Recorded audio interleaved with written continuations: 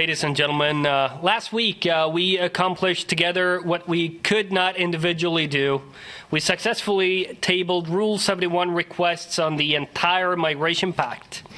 In order to continue our cooperation, we met today to establish the cross-party migration policy group, and we will campaign in the member states against an open borders migration pact and the European Parliament's left-wing version of the Migration Pact.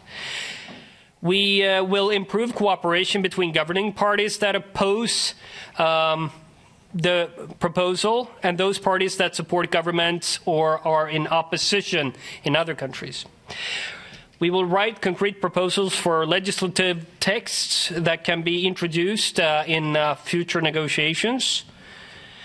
A concrete example: on Friday, the Swedish Migration Minister Malmö Stenagård on public television stated this, and I quote, "I can guarantee the Sweden Democrats that it will not be the agreement reached by the European Parliament." End quote. The members of the cross-party migration policy group will do everything they can to stop this left-wing compromise of the European Parliament. We will assist the Swedish Migration Minister in what she said by gathering support in the Council to declare the European Parliament compromise dead. At our first meeting earlier today, we agreed on the main dangers of the Migration Pact, in particular enforced or mandatory quotas and the power transfer from member states to Brussels. We discussed the need for raising awareness around Europe of European campaigns in third countries to deter migration, the option of stopping migrant smugglers' business models by escorting the boats back to their port of origin, the Australian model of third country centres where asylum is processed and successful applicants get their future residency. This is similar to the Danish and UK government's agreement with Rwanda. We also discussed the Australian model of permanently banning anyone that tries to enter illegally.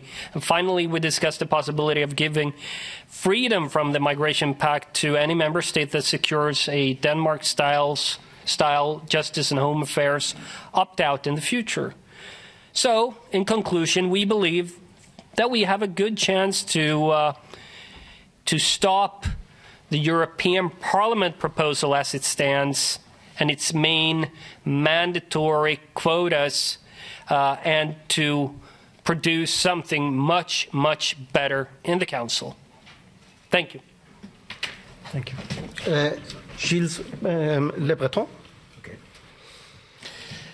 Mesdames, Messieurs, la politique migratoire se règle désormais à Bruxelles et non dans les États membres. La preuve en est fournie par le pacte Asile et Migration, proposé par la Commission en 2020 et qui vient d'être renvoyé en trilogue par le Parlement européen le 20 avril, malgré nos efforts communs pour nous y opposer. La situation est grave, car ce pacte est un véritable plan de submersion migratoire de l'Europe. D'une part, il organise une politique d'accueil des migrants illégaux. Il procède à la répartition autoritaire entre les États de l'Union, dont la France, de ceux qui ont traversé la Méditerranée. D'autre part, il crée des voies légales d'immigration qui seront de véritables autoroutes de l'immigration qui faciliteront notre submersion. Je suis venu aujourd'hui vous dire clairement, au nom de mon parti, que nous ne voulons pas de cette politique suicidaire. Une autre politique est possible, qui consiste à traiter le problème de l'immigration à la source. On devrait notamment conditionner systématiquement le versement de l'aide au développement à l'engagement des États bénéficiaires de reprendre leurs migrants illégaux quand on les refoule. On devrait aussi développer une politique de traitement des demandes d'asile à l'extérieur de l'Union et non à l'intérieur. Enfin, il est nécessaire de renforcer la protection de nos frontières extérieures. La civilisation européenne est en danger. Nous avons la volonté de la sauver. Thank you. Balázs Hidvégi. Yes, thank you very much, ladies and gentlemen. Thank you for being here. I'd like to say, first of all, that Hungary has shown over the past few years that borders can be protected if there is a political will to do so. We need the same thing at a European level. We need a return to legality and the respect of existing laws. And those who break the law will have to face consequences. That is to say, those who come illegally into Europe must be returned to where they came from without any delay.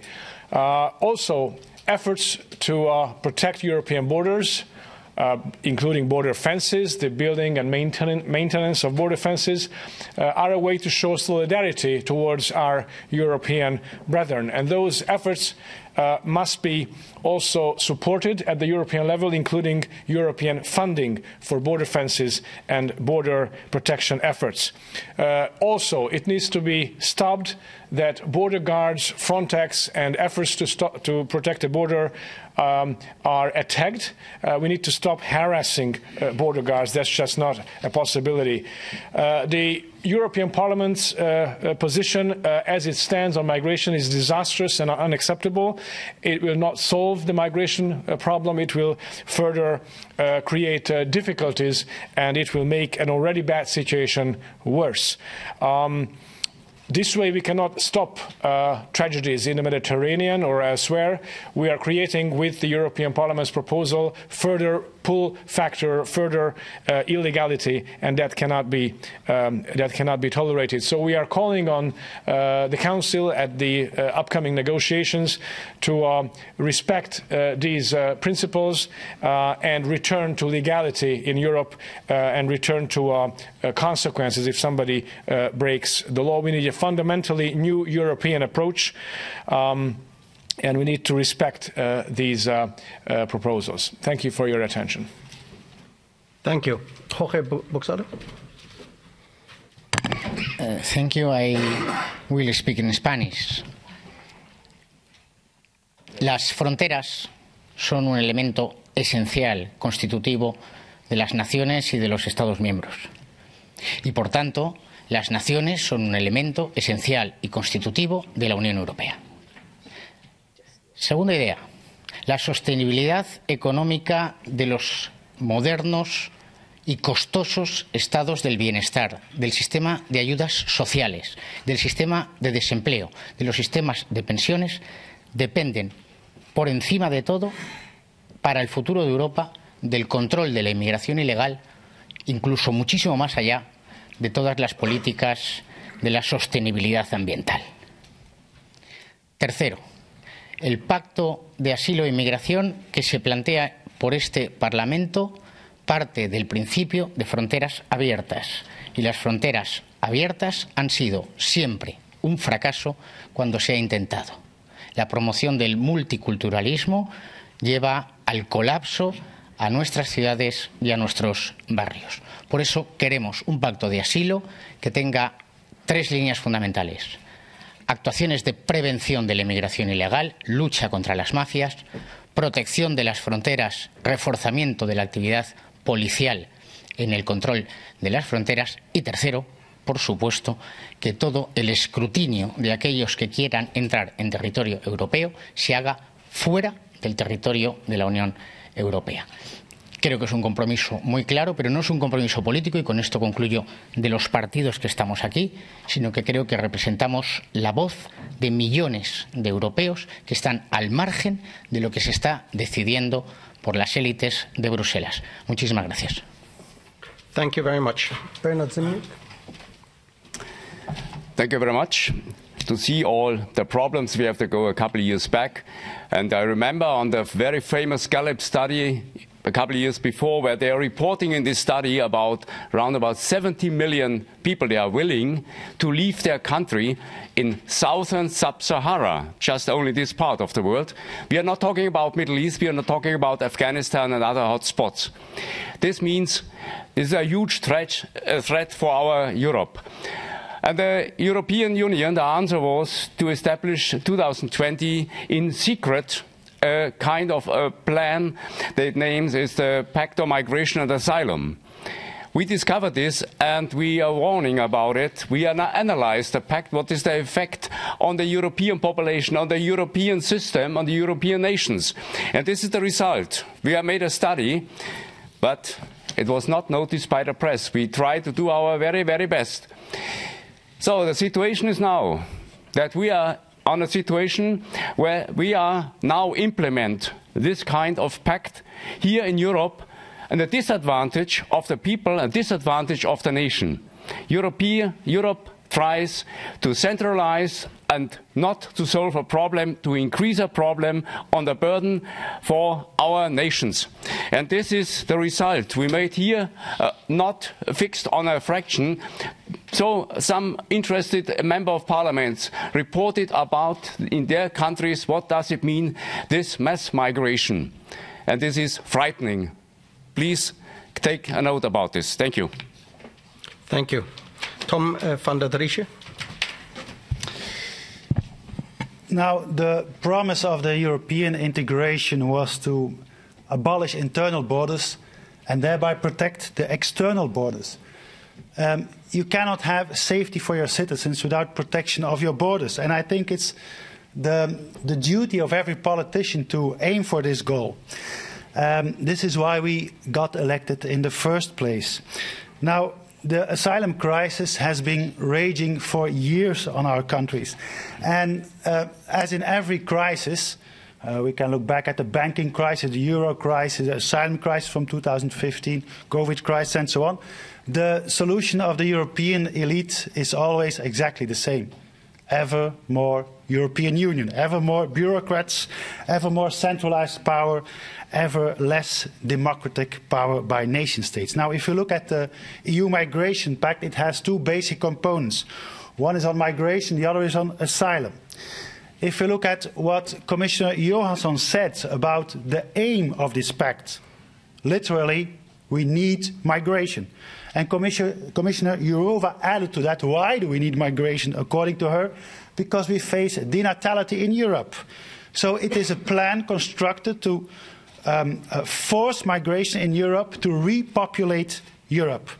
They are talking about bringing in millions per year, high-skilled, low-skilled labor. Flanders, my country, is by no means an immigration country. We have the highest population density, so we do not need more migration. I think we need to solve our problems we already have with migrations. Now, on asylum, asylum is misused as a gateway for migration. It is basically a business model for human smugglers. And this business model is based on a principle that once you set one foot in Europe, you get access to any social and financial right that our citizens have and where they pay taxes for. This is not a sustainable model, and I think we need to redefine the asylum principle, because I do think it's a valuable principle. People who are fleeing war, for example, they get refuge. And I think a basic model shift is necessary based on certain principles, and one is that the right to asylum does not mean the right to stay somewhere. So these are two different concepts. Therefore, asylum should by definition be in a region of origin. And thirdly, I think we must focus on dismantling the criminal networks who are involved in this illegal migration, human trafficking, as well on the part of the human traffickers themselves, as on the support networks of NGOs and financial supporters. Thank you. Thank you. Christian Terres. Thank you. This EU Migration Pact is a threat to the sovereignty and security of every EU member state, and it will undermine furthermore the cohesion among the people of Europe. The supporters of this irrational migration pact claim that Europe needs more workers. Nobody is denying that we need more workers, but such workers must come in Europe through legal and not illegal channels. The strong pact does not simply deny the problem of illegal immigration, but it is also undermining and denying the lawful and natural right of every sovereign state to defend its borders. It is easy for these bureaucrats in Brussels to impose on us utopian solutions. But at the end of the day, it is up to us, to each one of us, to defend our borders, to defend our nations, and nevertheless to defend our rights. And is it important, nevertheless, for the people of Europe to understand what is happening here? We have a majority in this parliament who clearly do not care about our rights. My call to all of them is to replace this political majority before they replace all of us. Thank you. Thank you. Angel Jambaski. Thank you, dear all. Yes, we are members of European Parliament from different political groups, and we are very much against the idea of open borders. We recognize this as a threat for our families, for our values, for our way of life. So we will advocate, we will campaign to have a strong border, strong external border, because we need to defend, as I said, our societies. We have a good experience building this wall in Bulgaria and achieving at least almost zero illegal migration. And let me be very clear here, there is no irregular migration. We can recognize the left is always trying to shift the naming, the wording, and to say, oh, this is regular, irregular. No, no. If you are trying to cross the green border, you are violating our penal code, and you need to be prosecuted, and you need to be sent back in your country. So we will try to have our borders, to build strong border with defense outside the Europe, and to keep our societies as we like it. Thank you. Thank you. Kozma Zlotowski. Yes, Kozma Zlotowski from Poland. Yes, you are. Well, having heard all this, it was told here, and applauding it, I'd like to pay attention on the different aspect of illegal migration. The illegal migration, its experience of Poland and of Lithuania can be a kind of weapon, can be an instrument of war. We had an invasion caused by Russia, and with the migrants coming from Middle East or Far East, and those people were transported to Belarus to go illegally to the Polish and Lithuanian border. It is another instrument of war, and more or less, hopefully less, we are at war. Thank you.